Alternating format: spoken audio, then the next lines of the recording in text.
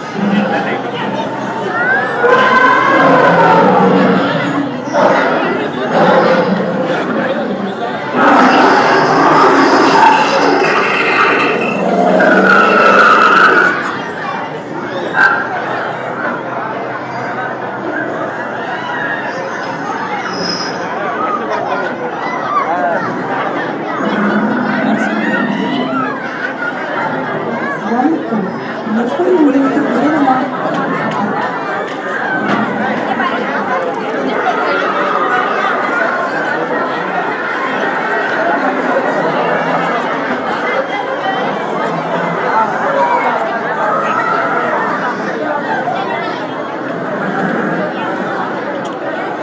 உலகின் மிகப்பெரிய கண்டம் ஆசியா, ஏசியா ஆகும்.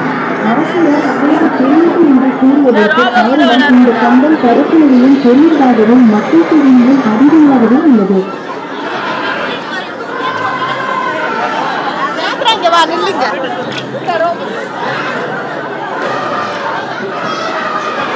உலகின் மிகப்பெரிய மக்கள் தொகை உள்ள நாடானது சீனா ஆகும். ஆனால் சமீபத்திய உலகிலேயே இந்தியாவின் மக்கள் தொகை சீனாவிற்கு அதிகரித்துள்ளது. வெகு நாட்களில் மக்கள் தொகைக்கு இணையர்கள் உள்ளன.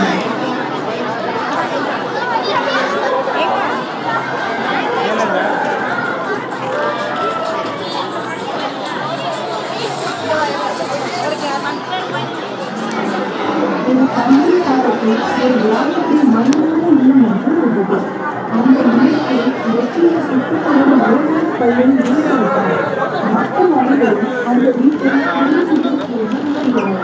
அந்த வழியில் குடியிருந்த சகோதரரும் அந்த வீட்டில் இருந்தனர். ஆலயத்தில் அவர்கள் மக்கள் வந்தது.